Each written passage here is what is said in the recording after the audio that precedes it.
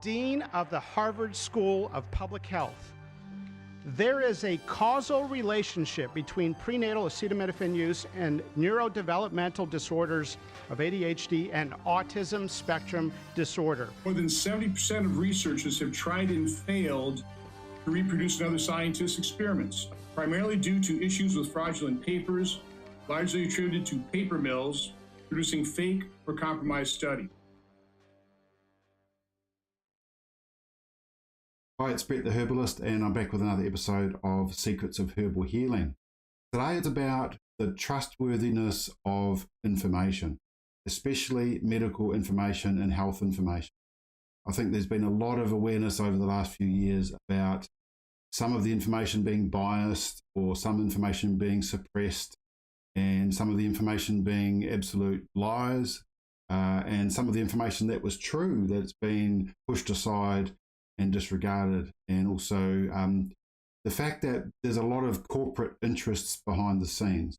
And what I want to do today is expose the difference, I guess, between mainstream pharmaceutical-based information and traditional holistic herbal information, and the difference between how you can trust the traditional information in a different way to a lot of the modern scientific, pharmacy-based or pharmaceutical-based research. So I'm going to share with you just a couple of clips, one from the Trump administration announcing the Tylenol research around autism, which I think is really fascinating, and another little clip from the Senate hearing around public trust, the corruption of science and vaccine information. And I think you'll find these really fascinating. So let's have a quick look. The awareness that much of scientific research is unreliable is not new.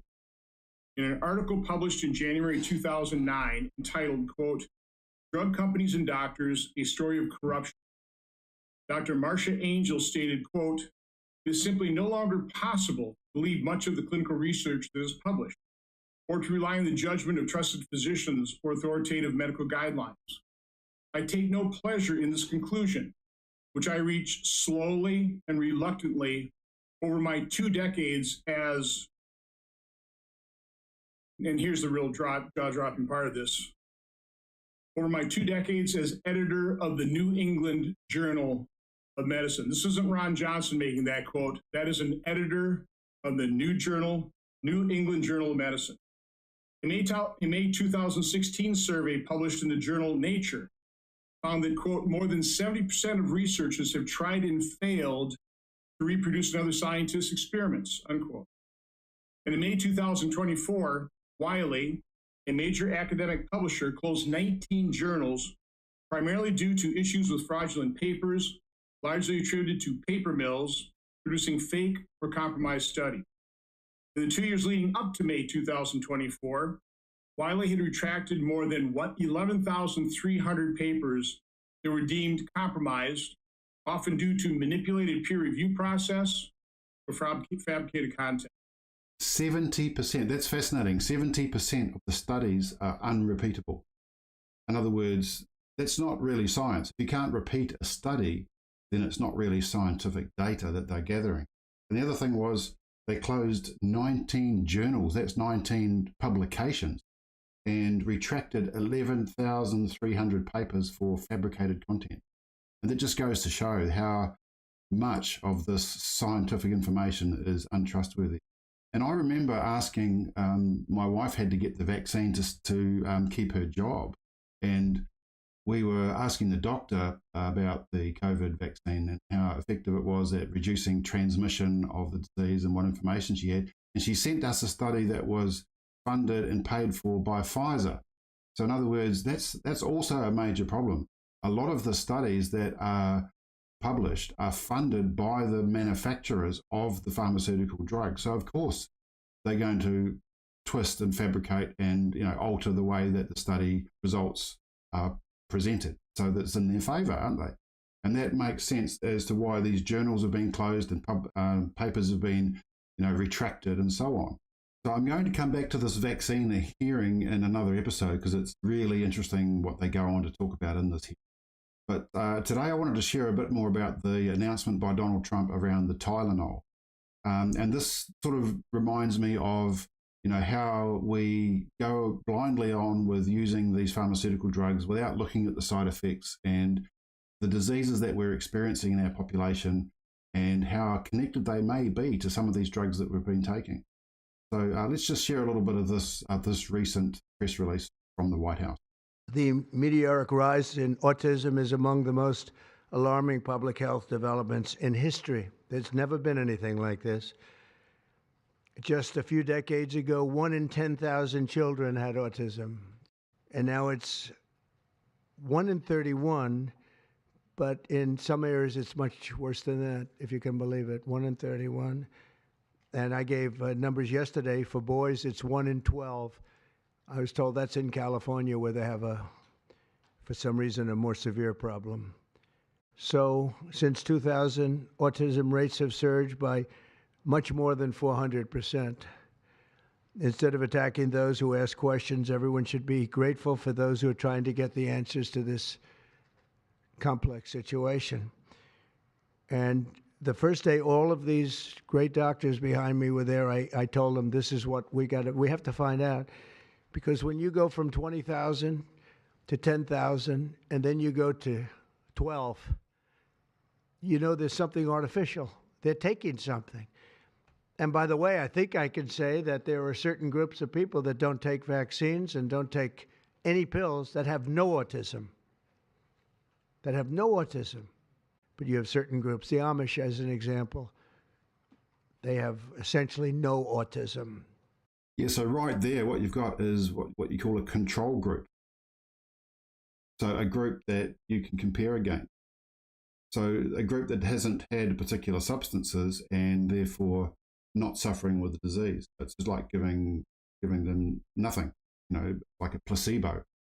So very interesting that they don't talk more about that. First, effective immediately, the FDA will be notifying physicians that the use of Acetaminophen, is that okay? Which is basically commonly known as Tylenol, during pregnancy can be associated with a very increased risk of autism. So taking Tylenol is not good. All right, I'll say it. It's not good. To meet the president's challenge, I ordered HHS to launch an unprecedented all-agency effort to identify all causes of autism, including toxic and pharmaceutical exposures. At President Trump's urging, NIH, FDA, CDC, and CMS are turning over every stone to identify the etiology of the autism epidemic and how patients and parents can prevent and reverse this alarming trend. Mr. President, this is the start of a historic shift in medical culture.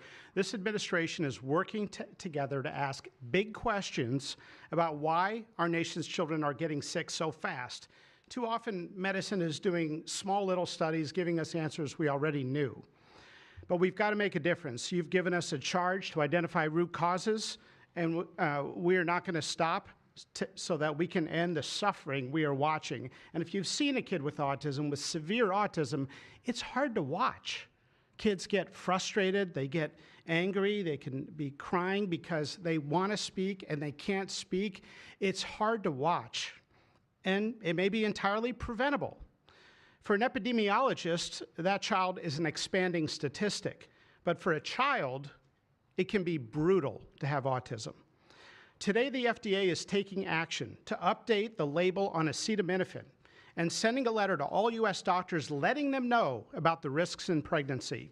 We now have data we cannot ignore. There's a very large study, the Boston Birth Cohort, with researchers that have, from Johns Hopkins, my former institution, and Boston University, found quote-unquote consistent associations between acetaminophen in pregnancy and autism. And the Nurses' Health Study with researchers from Yale, Columbia, and Harvard looking at 9,000 kids found that acetaminophen use in pregnancy was associated with neurodevelopmental disorders. And 4 weeks ago, a Mount Sinai Harvard study reviewed all the existing literature and found the overwhelming body of evidence points to an association. Sure, you'll be able to find a study to the contrary. That's how science works. But to quote the dean of the Harvard School of Public Health, there is a causal relationship between prenatal acetaminophen use and neurodevelopmental disorders of ADHD and autism spectrum disorder. We cannot wait any longer. Okay, so once again, some very interesting facts there. And by the way, acetaminophen, or Tylenol as they call it in the US, is the same as paracetamol in New Zealand, and Panadol and Pamol, which we traditionally give to our babies and our children when they're crying or they've got the teething, or mums take it during pregnancy a lot here in New Zealand. So that's an interesting thing that it applies to us here.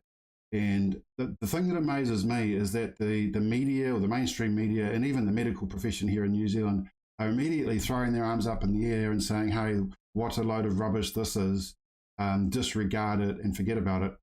And the reason is because they don't really want to be seen to have been doing the wrong thing all these years by prescribing these drugs, when we already knew that the side effects of paracetamol and Panadol are potentially damaging to the liver. And that's why the dosage is kept so low. 2 every 4 hours is all you're supposed to take, because it's well known that paracetamol, which is acetaminophen, is damaging to the liver in human beings and can cause liver failure. And there's another set of drugs, the non-steroidal anti-inflammatories that were studied a few years ago, and they were found to have a 50% increase in heart attack that were from people that were taking these non-steroidal anti-inflammatory drugs. And I'll share some of that information. I'll give you a link to that as well. So what I'm saying here is, we're using these drugs like they're just going out of fashion, like we're just popping these pills all the time. And here we go, finding out that the side effects of these drugs can be causing potentially drastic and epidemic levels of disease. And I'm so glad to be seeing that they're doing this in New Zealand, that they are disregarding corporate interests and lobbyists, because that is the problem. That's been the issue all along, is that the research is being doctored and fixed by the industry to show the results that they want to see, and not being done properly and unbiased by unbiased scientists and in the interest of human health. And we're finding that in New Zealand too, that the same thing applies to herbal medicine. There are thousands of studies, I think 5,000 studies a year are being published on herbs and herbal medicine. And a lot of these don't have necessarily the same corporate interests behind the scenes, but they'll be much smaller, perhaps private universities and private businesses that are sponsoring these research. But what they find is that the herbal medicines that they study end up proving true the historical traditional knowledge of herbal medicine, which has been around for thousands of years. And you can't say that that's got corporate interests or has been funded with bias towards the research and the outcomes. So in other words, what I'm saying here is, I think what you can really trust is herbal medicine and the traditional holistic approach to healing the body in the long term.